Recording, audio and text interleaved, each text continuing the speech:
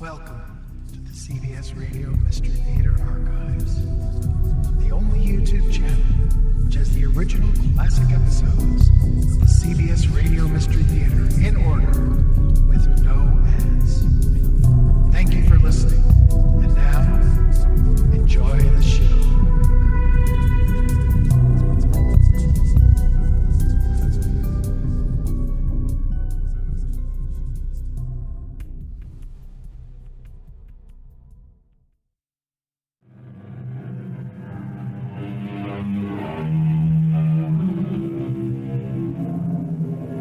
Come in.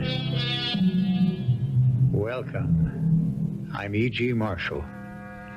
And at midnight, according to the old chronicles, there would be a convocation of sorcerers, devils, demons, goblins, and ghouls, and they would thereupon proceed to hold an orgy in a manner and fashion too sinful even to contemplate. And woe to the unfortunate mortal who would be compelled to participate in these hellish rituals that were profanely called a witch's Sabbath. A witch's Sabbath. You say it's superstition, an old wives' tale, a throwback to a more innocent era.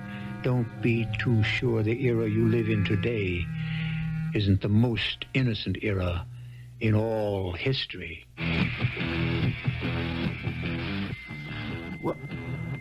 What is this? Where am I?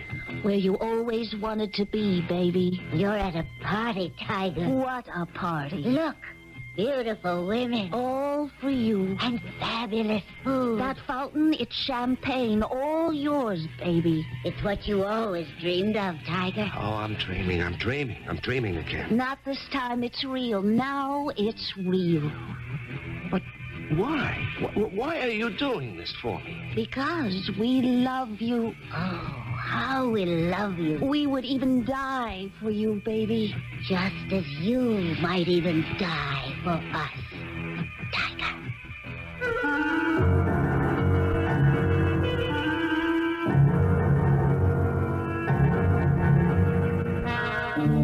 Our mystery drama, Witch's Sabbath, was written especially for the Mystery Theater by Sam Dann and stars Larry Haines. It is sponsored in part by Buick Motor Division and True Value Hardware Stores. I'll be back shortly with Act One.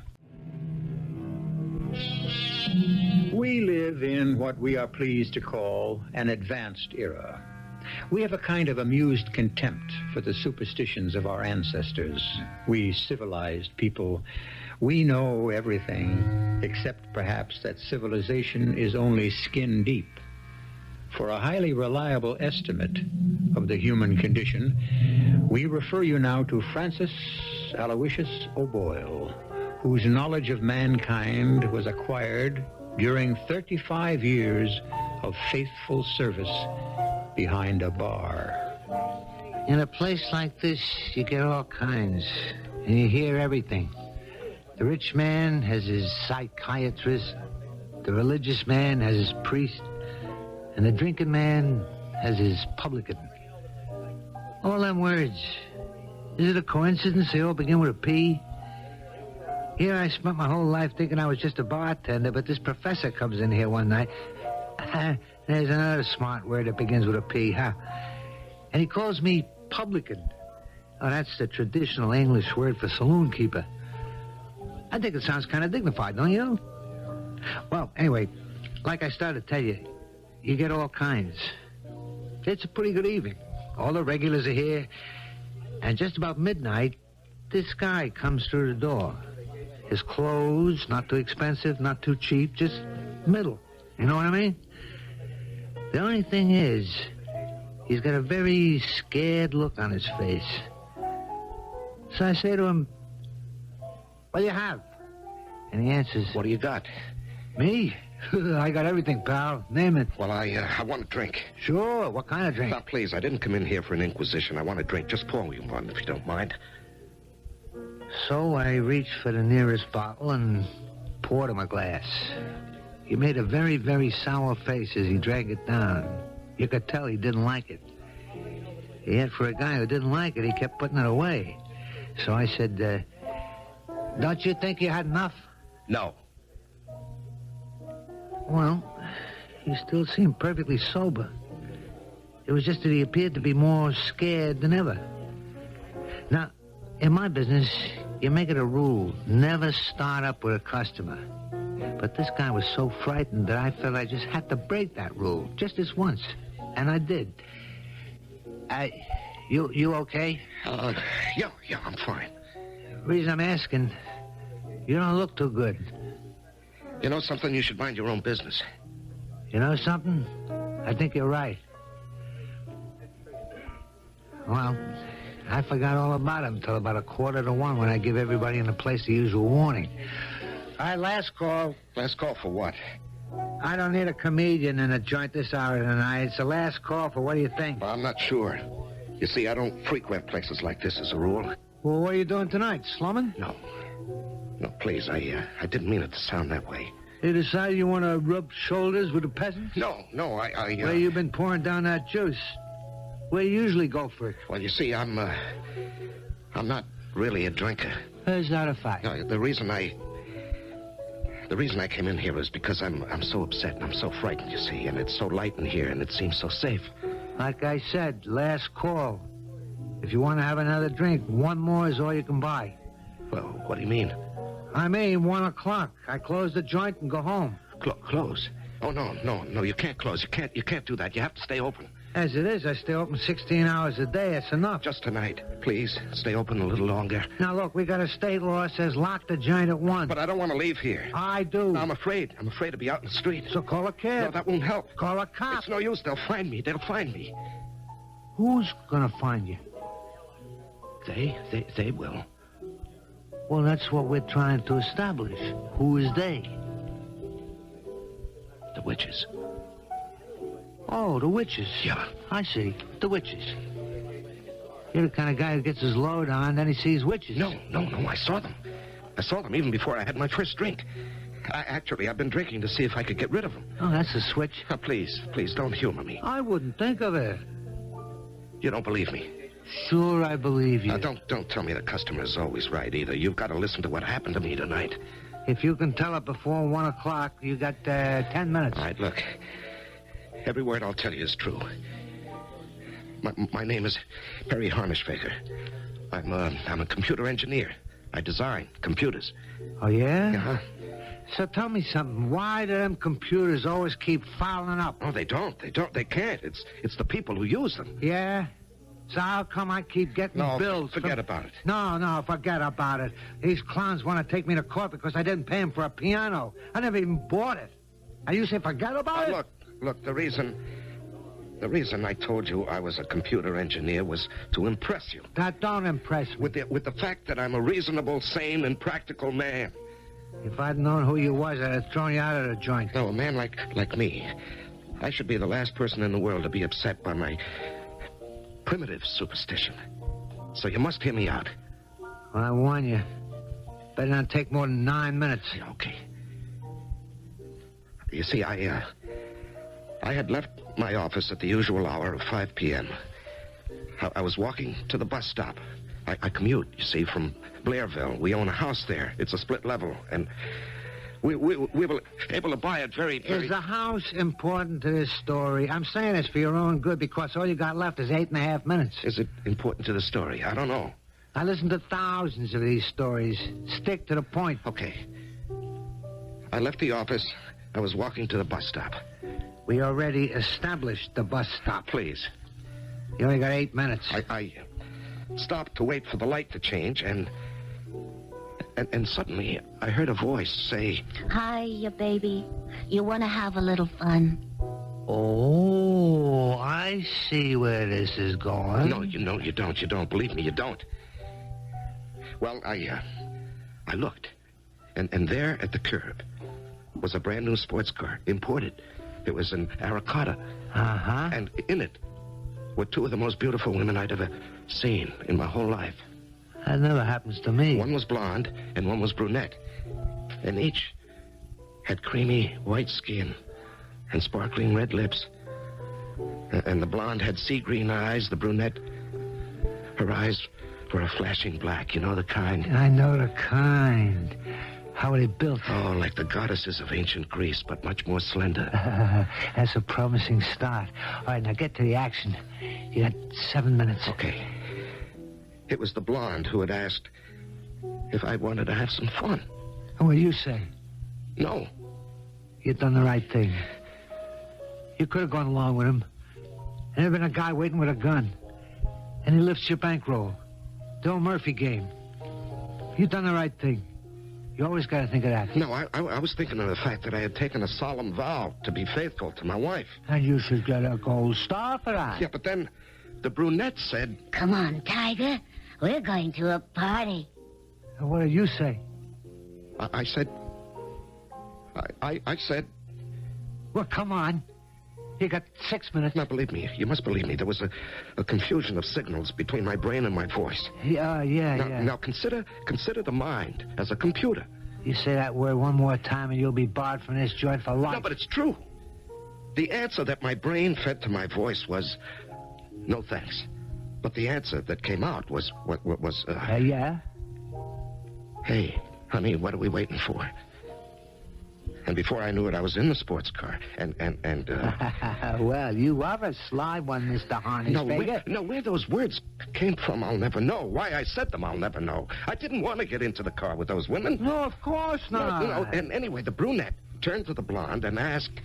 Will he do? And the blonde winked at me and said... How about it, baby? And you said? I said... I wanted to say, please let me out of here. I'm a most happily married man. I wanted to say that. But the words that came out said, let's go, girls. Well, why don't you just open the car door and jump out? Because I couldn't. I'm with you, pal. I couldn't either. So, look, you got 4 minutes. And you ain't even got to the good part yet. Well, we were going down Main Street. And the blonde placed her arms around me, and she kissed me. Now we're getting there. And I think I must have passed out. There must have been some kiss. Oh, yeah, it was. There was fire in it, and ice, and champagne bubbles, and I just don't know how to describe it. Oh, you don't have to describe it. And then everything sort of disappeared, you see, or I might have passed out. It was like that, huh? I don't know how long it lasted, but when I woke, I was in a kind of a room, and there was a kind of music, and there was a fire burning in the middle of the room, and I thought that was kind of strange because there was no fireplace, and I shouted, fire, fire! Don't get excited, baby. Nothing to be scared of yet, Tiger. And they were there in the room, this crazy-looking room with wild kind of pictures on the walls, the blonde and the brunette, and each was wearing a long robe. And I looked at myself, and I was wearing a long robe, too. Hey, where am I? What's the meaning of this? Well, we asked you to come to a party, baby. Oh, yes, indeed, Tiger. A party. But my clothes, what happened to my clothes? Well, it's a formal party. Now you're dressed right for it. Now, what party are you talking about? The kind of party you've been dreaming about All your life. wild, crazy. The most beautiful women in the world. And here we are. With a fountain of champagne. Look, baby, there it is. What? The fire. What did you do to the fire? How did the fire turn into a fountain of champagne? Well, would you rather it was a fire? Well, I All your life you wanted to swim in a champagne fountain. Who are you talking about? You, Perry Harnisfeger Jr. Haven't you always dreamed about it? I never told anyone. Beautiful women. A champagne fountain. Music? Wait. You're a king, Tiger. A king. It's what you always wanted, baby. No, it's not what I always wanted. Who are you kidding? You secret dream. His Majesty, King Perry Harnisfeger. Hail His Majesty King Perry Harnisfeger. Hail! Hail, King Perry! Tiger. Tiger, your loyal subjects await your command. Look, please, tell me what this is. How did I get here? Oh, we invited you to a party. This is a party. But this fire that turns into a champagne fountain, this table with the most fantastic food, and the people, all these people, who are they? Well, they're your loyal subjects. You always wanted to be a king. Your secret desire. Every wish comes true tonight. Yes, but... But what? My wife is expecting me home. She'll worry. What do you care? Well, you want her to worry. No, that isn't true. That isn't... What was that? You made him angry. He? Who is he? But don't do it again. Who did I make angry? The prince. The prince? Who is he? The Prince of Darkness. The Prince of Darkness. Who spoke my name? What? Where did he come from? Who is this? This is the Tiger Prince. Yeah, the guest of honor for the party. He doesn't look like much to me. That's true. A meek little watery-blooded clerk, if you ask me. Well, that's what he looks like. But he's a tiger inside. A lover. A killer. Ruthless. Reckless. Fit to be the guest of honor. Then, let the party begin. Let the party begin. The lights. What's happening to the lights? It's getting dark in here. Who shall speak the invocation? That's you, baby. Recite the prayer, Tiger. What prayer? The Sabbath prayer. Let the Sabbath begin. Sabbath? I thought this was a party. Well, it is, baby. Say the Sabbath prayer. What kind of Sabbath? A witch's Sabbath. A witch's Sabbath. A Sabbath for witches.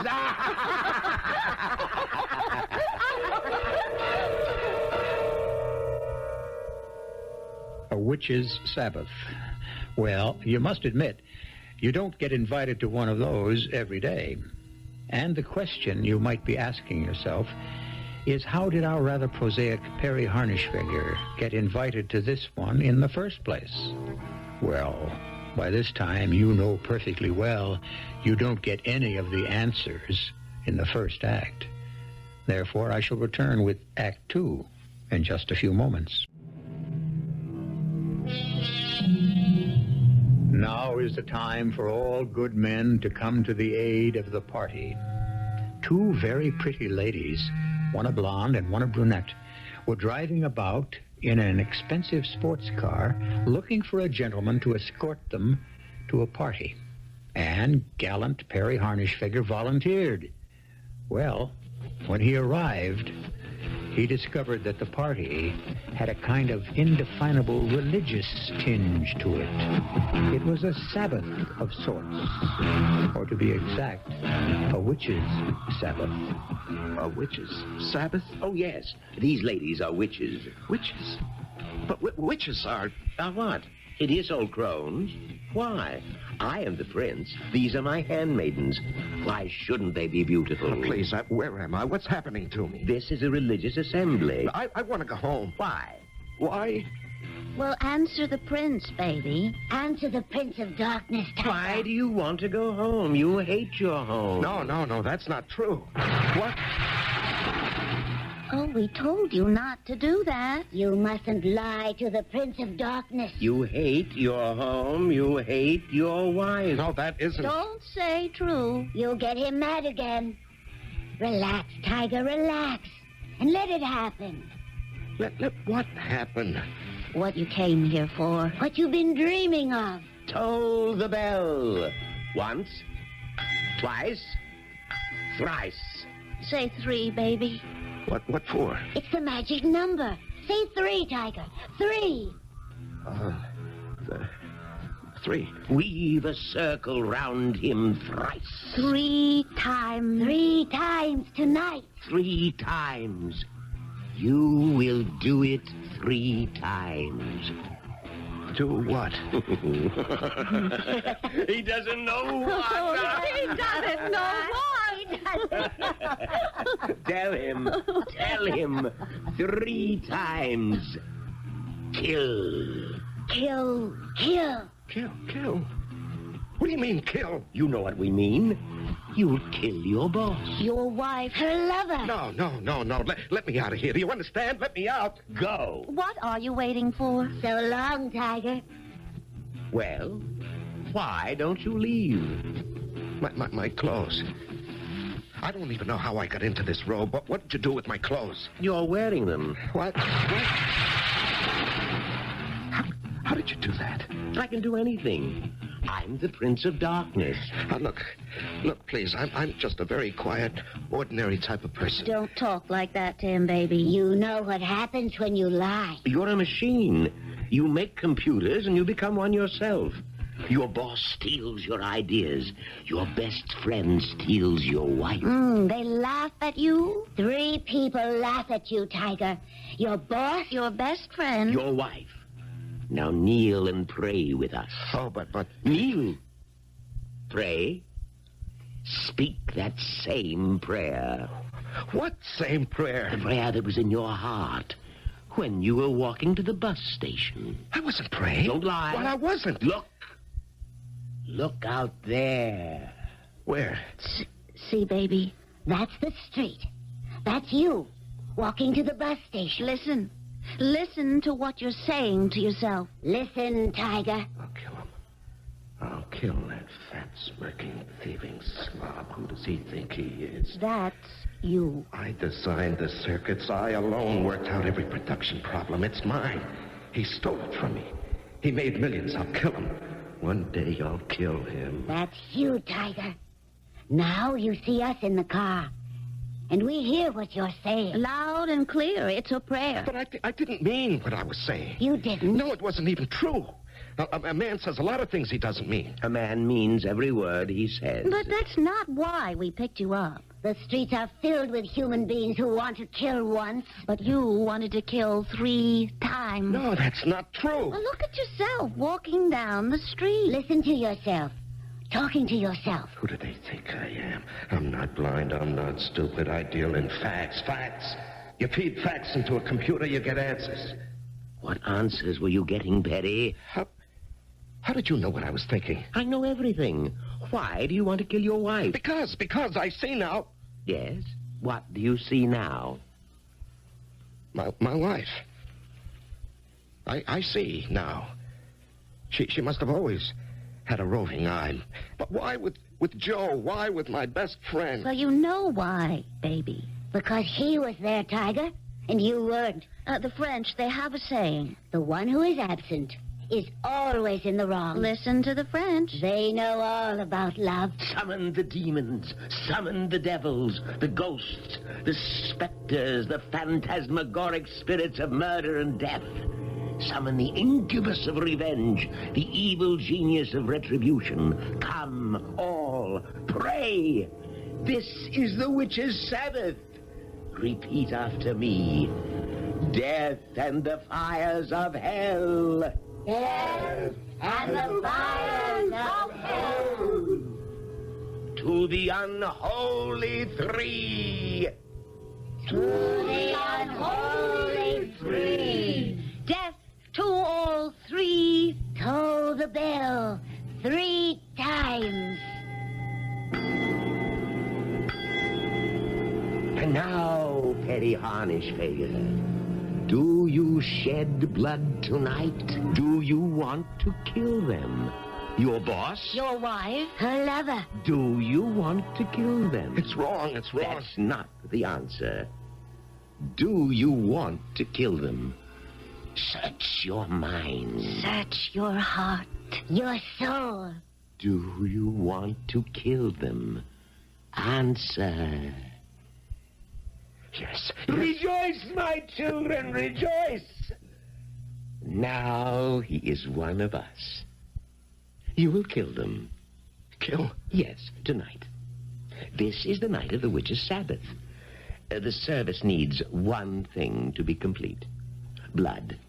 My children, how wonderful are our prayers tonight. There will not be one victim, but 3. But I can't kill. I don't know how. I shall teach you. I don't have the nerve. I will steady your hand. I will harden your heart. You will kill, and then you will be free. Free? Free of the hate that poisons your mind. But I'll be a murderer. You will only murder those who murdered you. Haven't you been cheated and disgraced? Your life is empty. Your world is dead. Oh, you have to kill, baby. 3 times, Tiger. My son, I know the anguish of your soul. I have also been cast out. My rightful place is now held by others. My patrimony has been stolen. Here is the revolver. No. Would you rather use a knife? The gun is quicker, Tiger. Surer. Better. The gun is in your pocket. Now close your eyes. When you open them, you shall be in a room. The room where your boss sits in his palatial home. A comfortable room.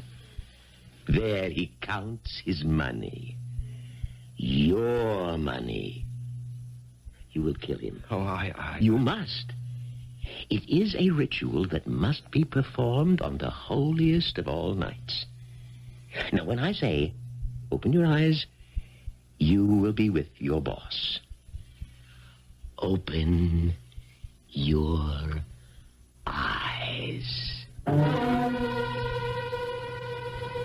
I opened my eyes, and I was there, in the den of his home, my boss's home.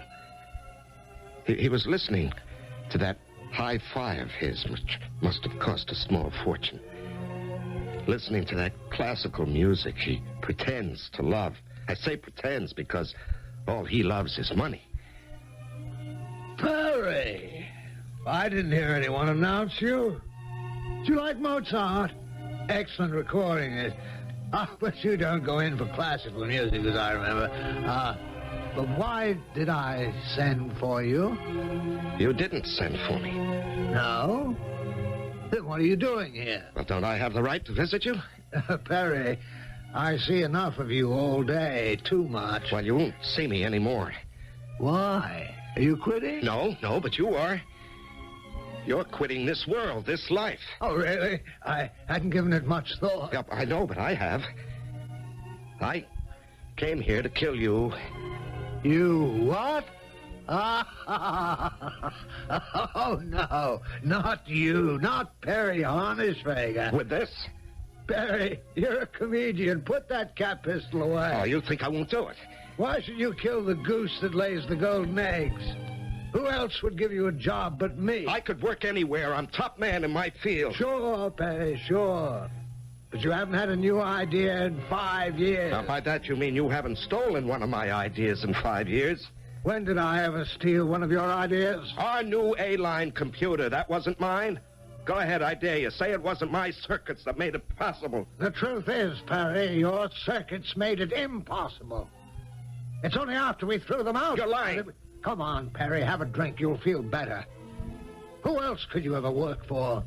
Who else would put up with your tantrums, your delusions of grandeur? Sometimes I wonder why I do it myself. You know why. Because you're waiting to steal my next design, that's why. No. No, that's not why. It was for your mother's sake. Don't you mention my mother's name. I guess I must have been in love with your mother. I said don't mention her name. She was a vicious, hateful woman.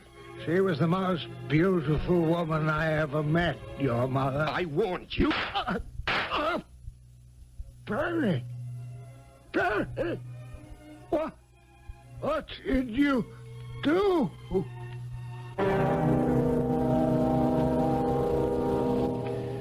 Well, what has he done? He went from that witch's Sabbath, or whatever it was, straight to his boss's home, and very quickly, before we could even get to know that gentleman, Perry shot him dead. Now, you're probably saying, is this really happening to Perry, or is it a dream?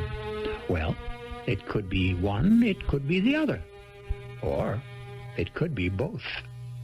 As usual, we need the third act, and I shall bring it to you in just a very few moments.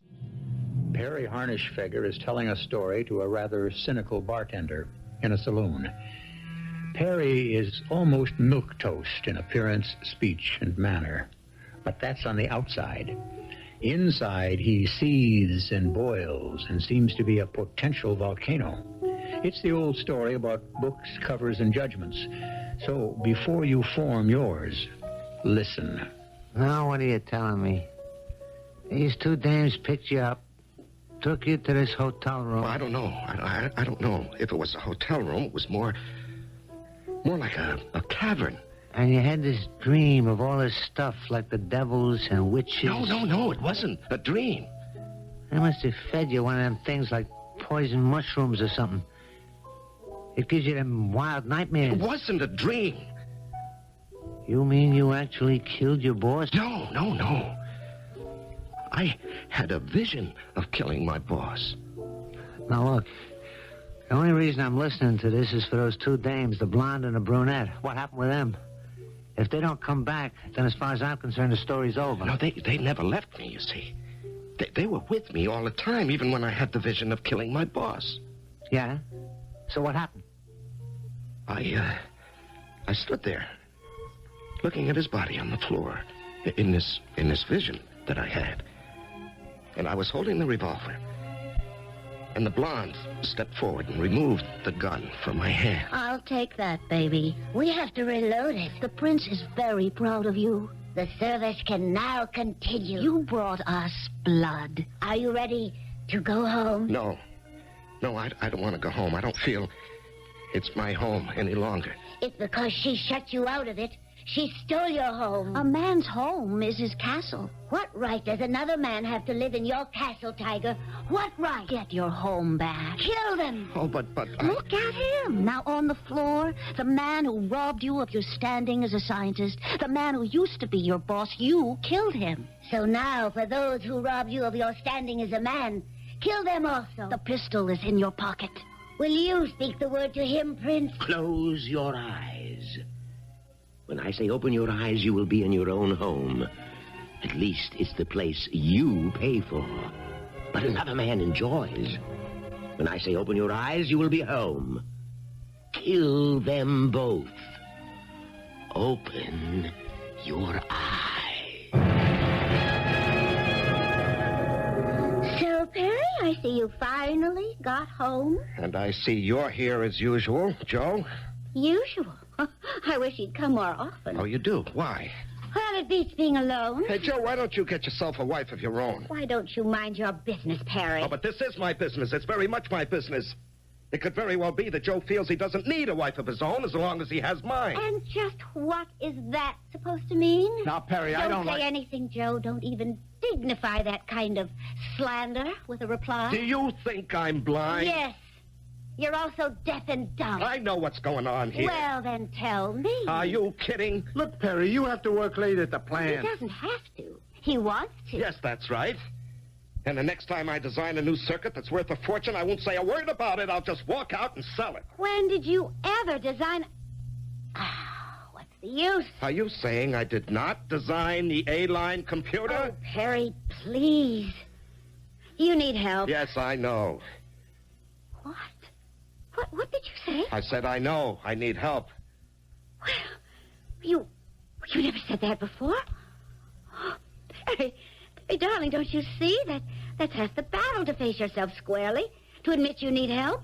But don't you agree, Joe? Yes, it's really true. We'll find you the best psychiatrist. I don't need a psychiatrist. But you just said you need help. I have the best help, the truest help, actually. The only real help there is. Religion. Religion? Oh, sure, why not? If belief helps you, it's the most wonderful thing in the world. Did you have a religious experience, Perry? Yes. Oh, Perry. I'm so happy for you. And you look so peaceful. What do you pray for? Death. What did you say? Death. Oh, no. You mustn't pray for your death. I'm not praying for my death. I'm praying for yours. For mine? And his. What are you doing, Perry? That's a gun. Yes. A .38 caliber Valentine Porter revolver, a highly accurate weapon. Now, Perry, don't do anything foolish. Oh, no. No, I intend to do something smart, very smart. You don't want to kill me. But I do, Joe, I do. Why, Perry? Why? You know why. I don't. The two of you, Perry, we never did anything. you never even thought of it. Go ahead, tell me that. I bet you never even thought of it. Well? Well, yes, Perry, we thought of it. Oh, but... now we're getting Well, somewhere. we thought of it, but we decided we couldn't do it. And that's a lie. We're not made that way. Look, Perry, you don't love me anymore, and I don't believe in divorce, so all three of us will have to go on being miserable forever. No, not all three of us. Not all three of us. Two of us will be dead. No, And Perry. the dead, as far as I know, are not miserable. Perry, please, stop. Think. And I won't be miserable. But you will, Perry. Oh, no, I've been commanded to do this. Commanded? The only command there is for a thing like this is thou shalt not kill. That's not my command. Perry, you can't. Oh, yes, I can. Because he has darkened my soul. He has hardened my heart. No. He has steadied my hand. For the love of heaven, Perry. Not heaven, Joe.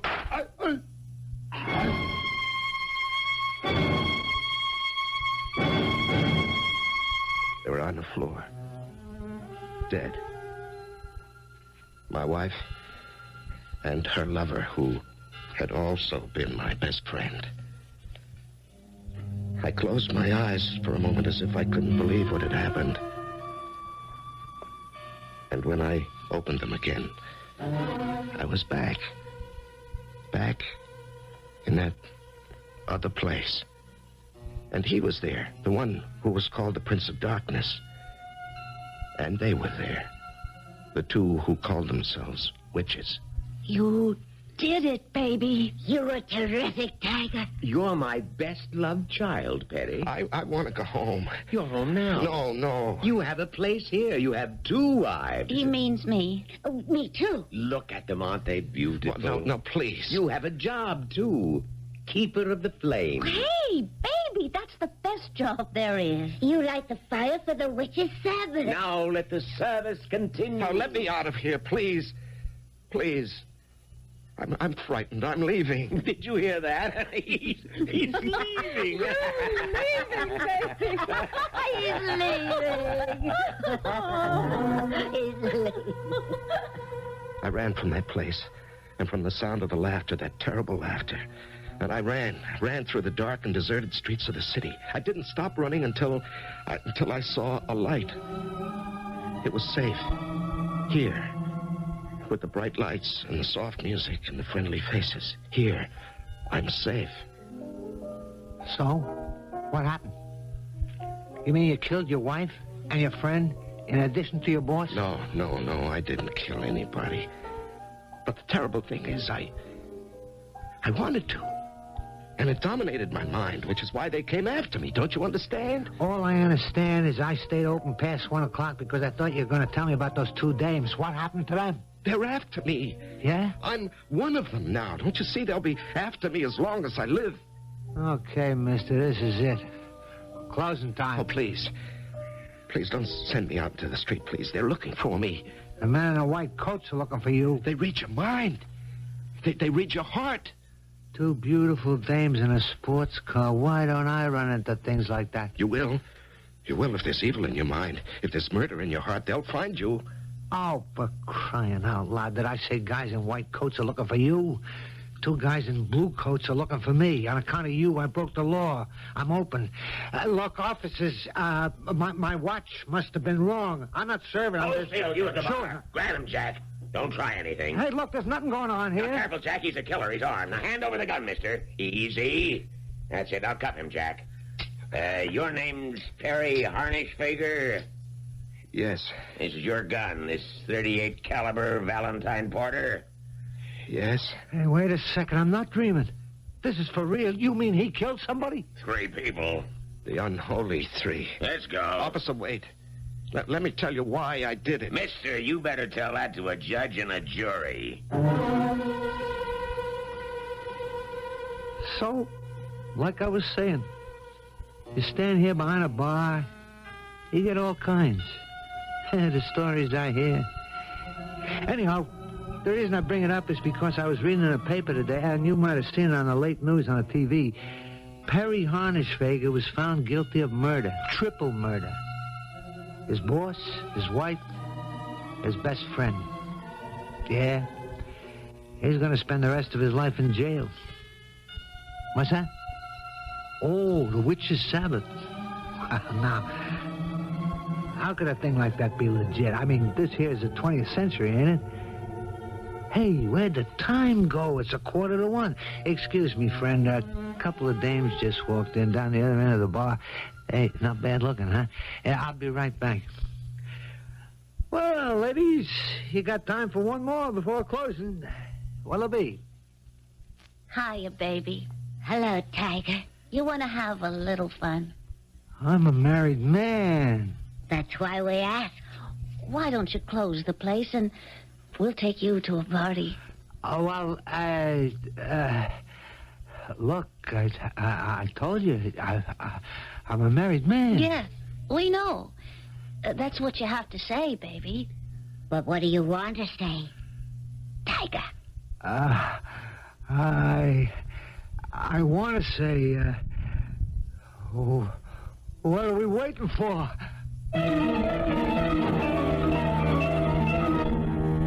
Well, what are you waiting for? More? The story's over, isn't it? Or is it?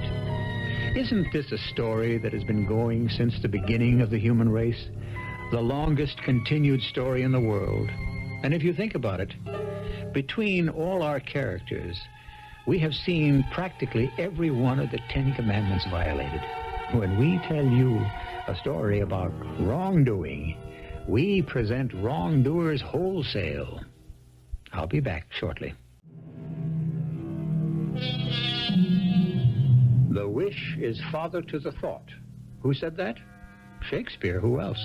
To which we may add, the thought is father to the deed. Or if you think about doing something, it's because you really want to do it, no matter how strange or violent it may be.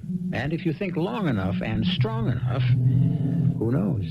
You may wind up as a guest of honor at a witch's Sabbath. Of course, you can prevent that by listening to Mystery Theater and leave all thoughts of violence here with us. After all, we do it so much better and neater, and you pay nothing in the end. Our cast included Larry Haines, Leon Janney, Marian Haely, Evie Juster, and Robert Dryden. The entire production was under the direction of Hyman Brown. Radio Mystery Theater was sponsored in part by Sign-Off, the sinus medicines. This is E.G. Marshall inviting you to return to our Mystery Theater for another adventure in the macabre. Until next time, pleasant dreams.